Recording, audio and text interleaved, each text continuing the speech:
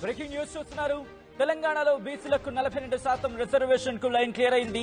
Panchayati Raj municipal చట్ట సవరణకు governor ఆమోదం తెలిపారు. 50% రిజర్వేషన్ల క్యాప్ ఎత్తివేస్తూ నిర్ణయం తీసుకున్నారు. గెజెట్ విడుదలకు గవర్నర్ ఆదేశించారు. త్వరలోనే స్థానిక సంస్థల ఎన్నికలకు నోటిఫికేషన్ విడుదలయ్యే అవకాశం ఉంది. దానికి సంబంధించిన బిగ్ బ్రేకింగ్ న్యూస్ చూస్తున్నారు. మరి ముఖ్యంగా గత కొద్ది రోజులుగా ఎదురు చూస్తున్న అంశం, ఇటు గవర్నర్ ఆమోదం తెలిపిన రోజుది. మరి ముఖ్యంగా కొద్దిసేపటి క్రితం గవర్నర్ ఈ అంశానికి సంబంధించి తుది నిర్ణయాన్ని వెల్లడించిన సందర్భం. ఇంకా చెప్పాలంటే ఆ నోటిఫికేషన్ కి సంబంధించి మాట్లాడుకుంటున్న క్రమం. విజువల్స్ మీరు చూస్తున్నారు ఆర్టీవీ స్క్రీన్ మీద. కొద్దిసేపటి క్రితం గెజెట్ ని విడుదల చేశారు. గెజెట్ విడుదలకు ఆదేశించారు గవర్నర్ జిష్ణుదేవ్. ఈ నేపథ్యంలో ఆ విజువల్స్ మీరు చూడొచ్చు. తెలంగాణలో బీసీలకు 42% రిజర్వేషన్లకు లైన్ క్లియర్ అయింది. పంచాయతీరాజ్ మున్సిపల్ చట్ట సవరణకు గవర్నర్ ఆమోదించారు. 50% రిజర్వేషన్ల క్యాప్ ఎత్తివేస్తూ నిర్ణయం తీసుకున్నారు గవర్నర్. గెజెట్ విడుదలకు గవర్నర్ ఆదేశించారు. త్వరలోని స్థానిక సంస్థల ఎన్నికలకు నోటిఫికేషన్ రిలీజ్ కాబోతోంది. ఇప్పుడు స్థానిక సంస్థల ఎన్నికలకు సంబంధించి చర్చ జరుగుతున్న క్రమంలో గవర్నర్ అనూహ్య పరిణామం కింద చెప్పుకోవాలి. గవర్నర్ జిష్ణుదేవ్ వర్మ ఇచ్చిన ఆ నిర్ణయానికి సంబంధించి మాట్లాడుకుంటున్న పరిస్థితి. సో ఈ క్రమంలో ఎటువంటి డెవలప్మెంట్ చోటు చేసుకునే అవకాశం ఉంది. ఎందుకంటే ఇంతవరకు కూడా మాట్లాడుకున్న పరిస్థితులు ఒక లెక్క, ఇప్పుడు ఇక్కడి నుంచి ఒక లెక్కగా ఉండే అవకాశం ఉందా? స్థానిక సంస్థల ఎన్నికల్లో ఇది కాంగ్రెస్ కు కలిసి వచ్చే అవకాశం ఏ మేరకు ఉంది అనేది ప్రస్తుతం చర్చ జరుగుతున్న క్రమం. ఈ నేపథ్యంలో ఎటువంటి డెవలప్మెంట్ చోటు చేసుకునే అవకాశం ఉంది అనేది డీటెయిల్ గా మాట్లాడుకునే ప్రయత్నం చేద్దాం.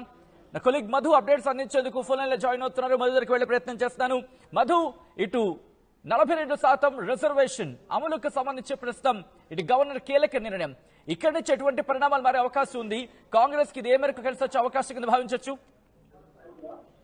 అంటే ఇది కాంగ్రెస్ పార్టీకి డూ ఆర్ డై సిచ్యువేషన్. మనం గతంలోనే చెప్పాం.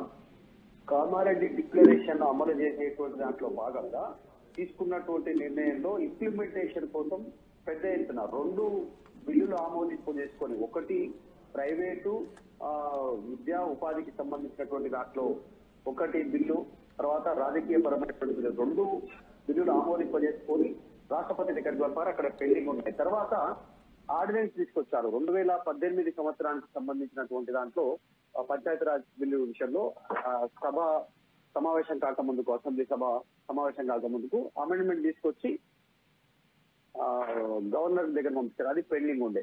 తర్వాత మొన్న జరిగినటువంటి అసెంబ్లీ సమావేశాల్లో ఈ 2018 పంచాయతీరాజ్ సవరణ చట్టాన్ని మారుస్తూ 50% క్యాప్ ఎత్తివేస్తూ దాన్ని కూడా బిల్లు ఓకే చేసి అది గవర్నర్ దగ్గరకు పంపించారు. అది పెండింగ్ ఉన్నటువంటి సిచ్యువేషన్. చర్చ కొనసాగింది. ఏం జరుగుతుందో, గవర్నర్ నిర్ణయం తీసుకుంటారా తీసుకోరా అనేటువంటి పెద్ద ఎత్తున చర్చ కొనసాగింది. ఎట్టకేలకు జిష్ణుదేవ్ వర్మ నిర్ణయం తీసుకున్నారు. ఎగ్జాక్ట్ మనం కాస్త బ్యాక్ వెళ్తే ఈ రోజు సెప్టెంబర్ 1వ తారీఖు రోజు పిసిసి చీఫ్ మహేష్ కుమార్ గౌడ్, మంత్రి పొన్నం ప్రభాకర్, తర్వాత కాంగ్రెస్ పార్టీ నాయకులు, బీఆర్ఎస్ పార్టీ నాయకులు, అన్ని పార్టీలకు సంబంధించిన నాయకులు కూడా ఇక్కడ హాజరయ్యారు. బీఆర్ఎస్ నుంచి వివేకానంద గౌడ్ హాజరయ్యారు. తర్వాత కాంగ్రెస్ పార్టీ నుంచి విప్పులు జాయిన్ అయ్యారు. సిపిఐ, సిపిఎం, ఇలా అన్ని పార్టీలకు సంబంధించి వీళ్ళంతా గవర్నర్ కలిసి వినతి పత్రం ఇచ్చి ఈ 42% రిజర్వేషన్ సంబంధించిన బిల్లును యాక్సెప్ట్ చేయండి అంటూ గవర్నర్ ని రిక్వెస్ట్ చేశారు.